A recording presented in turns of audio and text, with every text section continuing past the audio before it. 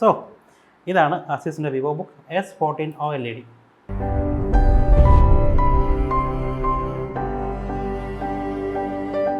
ആദ്യം തന്നെ ലാപ്പ് ഇരിപ്പുണ്ട്, അവിടെ ഇരിക്കട്ടെ. ആദ്യം തന്നെ സ്റ്റിക്കേഴ്സാണ് അസ്യൂസിൻ്റെ, ലൈക്ക് ഡച്ച് ലോഡ്, അങ്ങനെ കുറച്ച് സ്റ്റിക്കേഴ്സ് കാര്യങ്ങളൊക്കെ ഉണ്ട്. പിന്നെ ഇതിൻ്റെ ഒരു യൂസർ മാനുവലും വാറൻറ്റി കാർഡാണെന്ന് തോന്നുന്നു. റൈറ്റ് സൈഡ് കമ്പാർട്ട്മെൻറ്റ് തുറക്കുവാണെങ്കിൽ ലാപ്പിൻ്റെ ചാർജറാണ്, 90 വാട്ട് ചാർജറും അതിൻ്റെ കേബിളും. അപ്പോൾ ഇത്രയാണ് ഇതിനകത്ത് ബോക്സിനകത്ത് വരുന്നത്. ഇനി ഡിസൈനിലേക്ക് വരുമ്പോഴത്തേക്കും വളരെ ഒരു പ്ലെയിൻ ആൻഡ് സിമ്പിളായിട്ടുള്ള ഡിസൈനാണ്. ടോപ്പ് വന്നിട്ട് മെറ്റാലിക് ലിഡാണ്.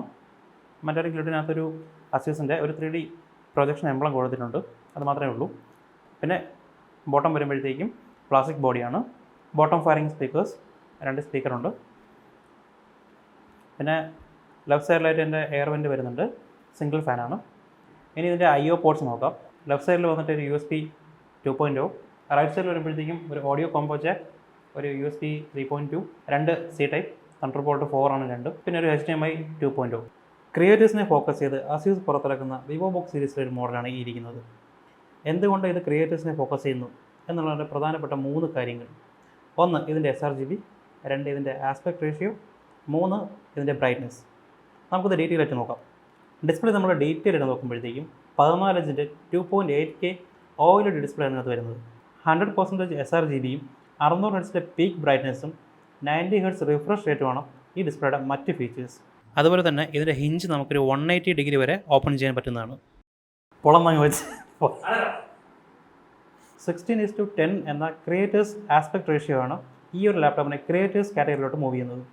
ഇനി നമ്മളതിൻ്റെ കീബോർഡ് ആൻഡ് ട്രാക്ക് പാഡിലേക്ക് വരുമ്പോഴത്തേക്കും സിംഗിൾ ബാക്ക്ലൈറ്റ് കീബോർഡാണ്. അതുപോലെ 3 ലെവൽ ബ്രൈറ്റ്നസ് അഡ്ജസ്റ്റ്മെൻറ്റും ഉണ്ട്. ഇതിൻ്റെ ഒരു കീ ട്രാവൽ ഡിസ്റ്റൻസ് എന്നുള്ളത് 1.4 mm ആണ്. അതുപോലെ എസ്കേപ്പ് കീയിലെ ആക്സൻ കളറും എൻ്റർ കീയിലെ സ്ട്രിപ്പ് ഡിസൈനും ഈ ഒരു കീബോർഡിനെ യൂണീക്കായിട്ട് കാണിക്കുന്നു.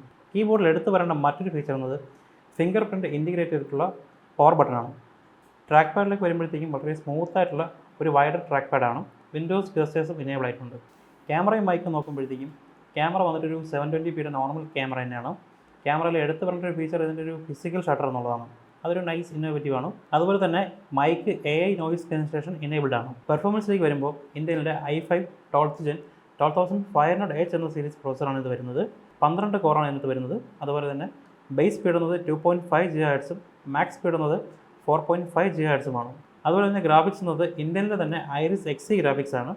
ഇതിനകത്തൊരു ഡെഡിക്കേറ്റഡ് ഗ്രാഫിക്സ് കാർഡ് ഇല്ല എന്നുള്ളതൊരു മൈനസ് തന്നെയാണ്. റാം ആൻഡ് സ്റ്റോറേജിൽ LPDDR4 16GB റാമാണ് ഇത് യൂസ് ചെയ്തിട്ടുള്ളത്. അതുപോലെ തന്നെ 512GBയുടെ NVMe M2 SSD ആണ് ഇത് യൂസ് ചെയ്തിട്ടുള്ളത്. കണക്ടിവിറ്റി സൈഡിൽ നോക്കുമ്പോഴത്തേക്കും വൈഫൈയുടെ 6Eയും ബ്ലൂടൂത്തിൻ്റെ 5.2 വേർഷനുമാണ് ഇതിനകത്ത് വരുന്നത്. ഫൈനലി നമ്മളിതിൻ്റെ ബാറ്ററി സൈഡിൽ വരുമ്പോഴത്തേക്കും 70 Wh three cell lithium ion ബാറ്ററിയാണ് ഇത് യൂസ് ചെയ്തിട്ടുള്ളത്.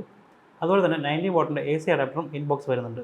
സോ ഓവറോൾ നമ്മൾ ഈ ലാപ്പ് കൺക്ലൂഡ് ചെയ്യുമ്പോഴത്തേക്കും ഗ്രാഫിക് ഡിസൈനേഴ്സിനും ക്രിയേറ്റേഴ്സിനും വളരെ ആപ്റ്റായിട്ടുള്ളൊരു ഓപ്ഷൻ തന്നെയാണിത്. സ്റ്റിൽ എന്നിരുന്നാലും ഗെയിമേഴ്സിനും വീഡിയോ എഡിറ്റേഴ്സിനും അത്ര ഫീസിബിൾ ആയിട്ടുള്ളൊരു മോഡലല്ല ഇത്, കാരണം ഇതിനകത്ത് ഗ്രാഫിക്സ് കാർഡ് വരുന്നില്ല എന്നുള്ളത് തന്നെയാണ്. സോ റിംപോച്ചിൻ്റെ ഈ ഒരു വീഡിയോ നിങ്ങൾക്ക് ഇഷ്ടപ്പെട്ടെങ്കിൽ ലൈക്ക് ചെയ്യുക, സബ്സ്ക്രൈബ് ചെയ്യുക.